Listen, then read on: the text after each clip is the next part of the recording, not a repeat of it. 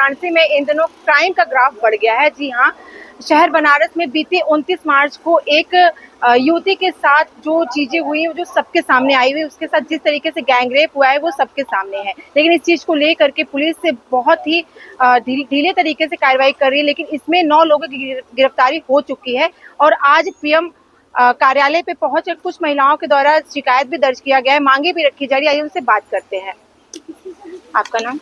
मेरा नाम इंदू है और मैं दखल संगठन से। इंदू जी, आप अपनी मांगों को लेकर के यहाँ पे आई। जिस तरीके से क्राइम का ग्राफ बढ़ रहा है, महिलाओं के साथ जिस तरह से छेड़छाड़ बढ़े, क्या कहेंगे आप? इसमें मैं यही कहूंगी कि जो प्रशासन है उसको जिस तरह से काम करना चाहिए वो नहीं कर रहा। एक एग्जांपल मैं दूंगी बीएचयू आईआईटी का। आपको पता है कि उसे पहले से पता था कि मुजरिम कौन थे, बट 6 महीने आप उनको अरेस्ट नहीं किए। अरेस्ट करने के बाद भी वापस से आप उनको रिहा कर दे रहे हैं।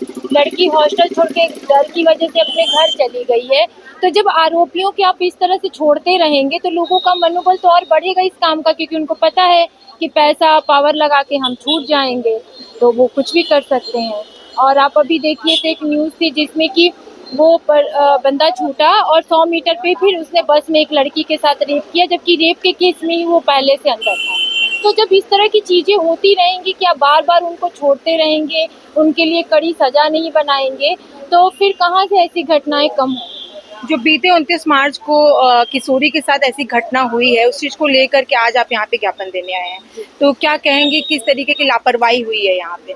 यहाँ पे तो अभी ये लापरवाही है कि हमारा संविधान ये कहता है कि हमें अधिकार है, क्योंकि जनसंपर्क कार्यालय है, तो अगर हमारी कोई शिकायत है, डिमांड है, उसको लेके हम जा सकते हैं। और हम सिंपल एक ज्ञापन देने जा रहे थे जिसमें हमारा यही था कि न्यायिक जांच हो और वो जो किशोरी है उसको बढ़िया से मेडिकल सुविधाएं मिले।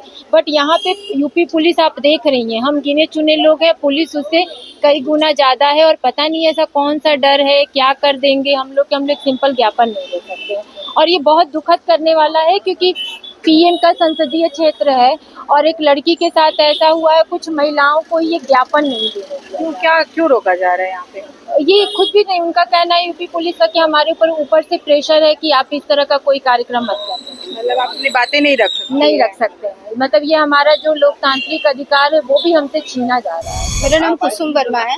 कुसुम जी, आज आप लोग यहाँ पे अपनी मांगों को लेकर के आए, लेकिन दूसरा सवाल ये भी उठता है कि जिस तरीके से रेप की घटनाएं सिर्फ वाराणसी के बाद छोड़ दें, हर जगह पे इस तरह घटनाएं देखने को मिले, क्या कानून में क्या चीज बदलाव होना चाहिए कि जो भी आरोपी उन्हें क्या किस तरीके की सजा मिलनी चाहिए? देखिए, कानून तो बना हुआ है रेप विक्टिम के लिए, उसके जो आधिकारिक नियम है उनको फॉलो नहीं किया जाता। जैसे एफआईआर लिखना, प्राथमिकी लिखने में इतना हिला हवाली क्यों करते हैं पुलिस थाने, उसका मेडिकल कराना, उसकी हिला हवाली क्यों होती है? ये अपने आप में सवाल बनता है पुलिस प्रशासन के ऊपर कि इसकी गारंटी करी जाए कि तत्काल एफआईआर दर्ज हो और तत्काल पीड़िता का मेडिकल कराया जाए। लेकिन हम देखते हैं कि इन सभी केसों में इन दोनों ही जो अधिकार हैं इनकी जो है उल्लंघन किया जाता है।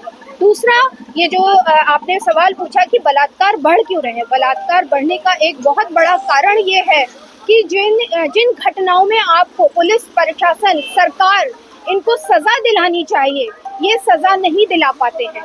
बड़े बड़े जितने भी इस तरह के बलात्कार के केस हुए जिसमें आशाराम बापू, राम रहीम जैसे बड़े साधु संत बलात्कारी रहे, उनको पैरोल पे क्यों रिहा किया जाता है?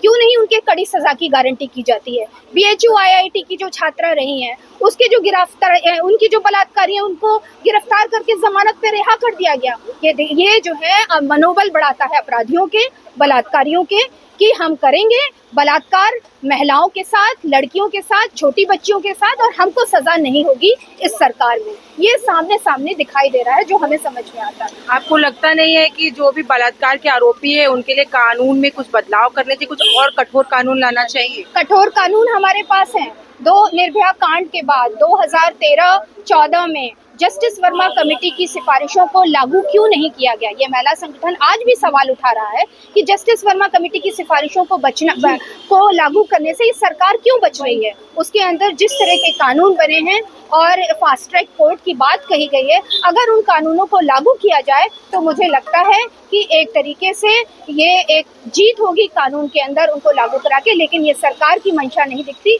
इसको लागू कराने को। आपको आजकल का माहौल देख के एक महिला होने के नाते कितना सुरक्षित महसूस करिए? आप अपना बताएं। सुरक्षित नहीं महसूस होता है। जब इस तरह के केसेस आते हैं तो कोई भी बेटी सुरक्षित कैसे महसूस कर सकती है? खाली बेटी बचाओ बेटी पढ़ाओ का नारा काफी नहीं है, इसको जमीन पे उतारने के लिए बेटियों के साथ जो बदसलूक होते हैं, उनके साथ जो यौन हिंसा होती है, उन यौन हिंसा करने वाले लोगों को पर कड़ी कार्रवाई करने की गारंटी करनी चाहिए। तभी लड़कियां, आज जो लड़कियां हैं अपने ऊपर दमन, शोषण, यौन हिंसा ये नहीं सह रही हैं, इसके खिलाफ बेबाकी से बोल रही हैं, वो थाने में जाके रिपोर्ट लिखा रही हैं, लेकिन आपका पुलिस, आपका प्रशासन रिपोर्ट क्यों नहीं लिख रहा? ये सवाल है हमारे सामने। ठीक है, तो देखा आपने महिलाओं का यहाँ पे, तो सही में बहुत बड़ा सवाल है कि आखिर जल्द से जल्द इन चीज़ों पे कार्रवाई क्यों नहीं होती है, प्रशासन जल्द से जल्द इस पर एक्शन पूरी तरीके से क्यों नहीं लेता है कि कहीं ना कहीं जो हीला हवाली, इसकी वजह से बहुत से केसेस जो अभी भी लटके पड़े हुए हैं, अभी बहुत सारे ऐसे केस हैं जहाँ पर जो अपराधी हैं उन्हें पूरी तरीके से सजा मिल नहीं पाई है, और ये हर महिलाओं का ये सवाल है। तो आज की खबर में बस इतना ही। ऐसे खबरों को देखने के लिए जुड़े रहे आप रणभेरी न्यूज़ के साथ। मैं सुमन लता, कैमरा पर्सन अमित के साथ। धन्यवाद।